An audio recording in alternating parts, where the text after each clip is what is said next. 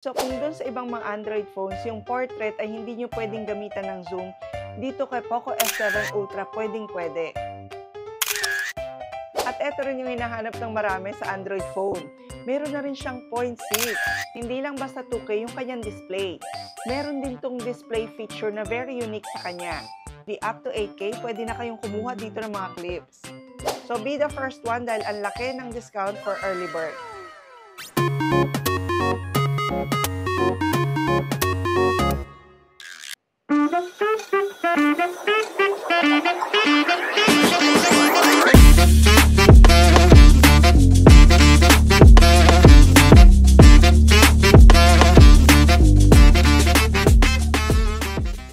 Nag-aabang ng Android phone, isa na namang napakagandang Android phone ang inilabas ng Poco. Poco never disappoints us pagdating sa paglalabas ng mga flagship phone. At eto na yung kanilang latest killer flagship phone, ang Poco F7 Ultra.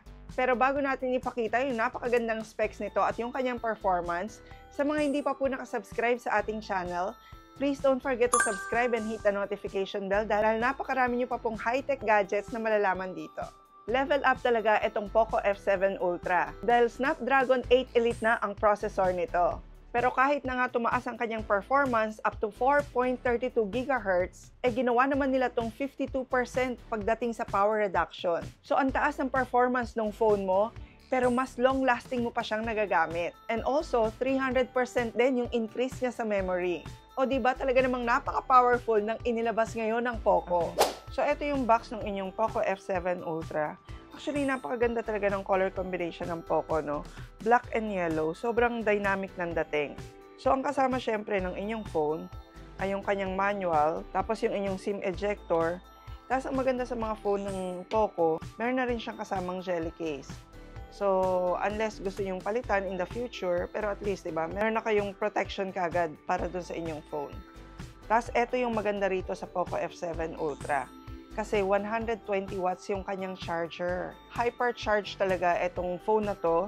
And in 30 minutes time na, kaya niyang mag-full charge. Isa pa nagustuhan ko sa kanya, yung texture ng kanyang likod. Kasi parang matte tong likod niya. Tapos, hindi talaga nagmamark yung fingerprint dito. For the first time in Poco smartphones, Poco F7 Ultra dedicated a chipset called Vision Boost Ultra. Etong chipset na to, yung nagbo-boost lalo ng graphic visual performance for gaming and content viewing experience. At dahil sa pag-i-insert nitong special chipset na to, along with the Snapdragon 8 Elite, one step higher na talaga yung visual effects nito pagdating sa gaming, while being more power efficient compared sa ibang smartphones. And because Poco F7 Ultra has added a new switch for game HDR, it increases the HDR effect in the game for better image contrast. Kaya yung mga visuals, mas vivid sila and layered. So very immersive talaga yung gameplay nyo dito and even yung mga content viewing experience. So etong si Poco F7 Ultra ay Android 15 na. And it features the latest HyperOS 2. Ultra power display na rin to with 2K AMOLED display.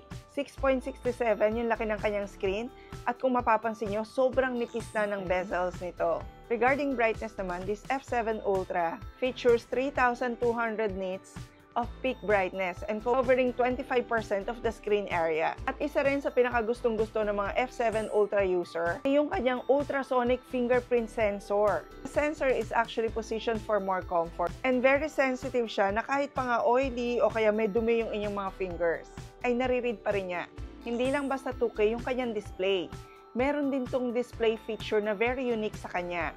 Meron siyang display protection na ang tawag ay Poco Shield Glass, which offers the toughest glass daw among all Poco smartphones. This is a very strong display technology.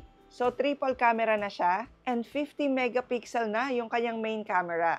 At ito rin yung hinahanap ng marami sa Android phone. Meron na rin siyang 0.6. Yung kanya namang ultra-wide na camera ay 32 megapixel naman. So, ang taas pa rin, di ba? And very dynamic din yung mga shots using your Poco F7 Ultra. Na kahit pa nga sa mga low lighting, ang ganda ng mga pictures na nakukunan dito. Ito yung mga sample shots na kinuna natin during daylight. At ito naman yung mga sample shots niya sa mga low light scenarios. O diba, kahit na madilim na, very sharp pa rin yung mga photos. Tapos napakaganda rin itong gamitin sa mga candid shots, yung mga portrait shots. So very dramatic din yung dating ng mga pictures dito. Kahit pa nga distant yung mga scenes na kinukunan nyo or malalayo, striking pa rin yung mga details nito. So maganda siya kahit na up to 20 times yung zoom na gamitin nyo. So kung dun sa ibang mga Android phones, yung portrait ay hindi nyo pwedeng gamitan ng zoom, dito kay Poco F7 Ultra pwedeng-pwede. So even sa kanyang video, pwede rin kayo mag-ultra wide at pwede rin kayo mag-zoom and pareho siyang malinaw. Tas ang maganda pa sa video nito, hindi lang basta 4K, kundi up to 8K, pwede na kayong kumuha dito ng mga clips. Kahit pa nga sa video, meron na rin siyang tinatawag na AI Creativity Assistant. So kahit sa pagkuha nyo ng video, pwede nyo na siyang lagyan ng filter, ayan, pwedeng cinematic, pwedeng good vibes, kung ano-ano pa.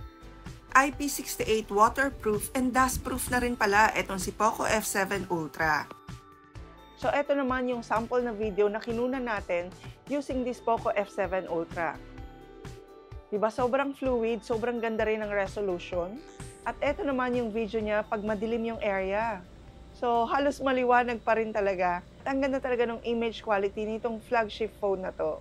At kung sobrang gamit talaga sa inyong smartphone, katulad ko, hindi talaga kayo mabibitin sa performance nitong si Poco F7 Ultra. Kasi sobrang bilis niya, as in wala siyang lag. Tapos, switching from one app to another, is very easy and very fluid lang talaga. Hindi lang sa gaming high ang performance nito kasi kahit pa nga marami kayong apps na nakabukas, sobrang solid talaga ng performance niya at sobrang bilis.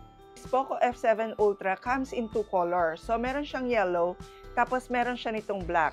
At pagdating sa memory, siguradong hindi ka mabibitin dito.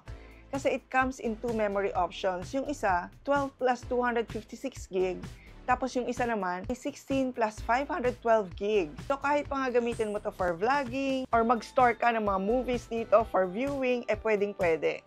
At syempre, mas in-enhance din yung kanyang power. So bukod sa mas tipid siya sa battery, yung battery niya mismo ay 5300 mAh na. So it can last you even throughout the day. Ako nga very busy na ako at gamit na gamit sa akin itong Poco F7 Ultra, pero parang ilang araw bago ko mag-charge ulit. And because it has the 120 watts hypercharge, 30 minutes lang full charge na siya. At dahil nga raw mas maganda yung battery chipset nito, ay kaya niyang mag-retain ng up to 80% na battery health even after 1,600 charging cycles. So di ba ganun kalupit yung battery nito?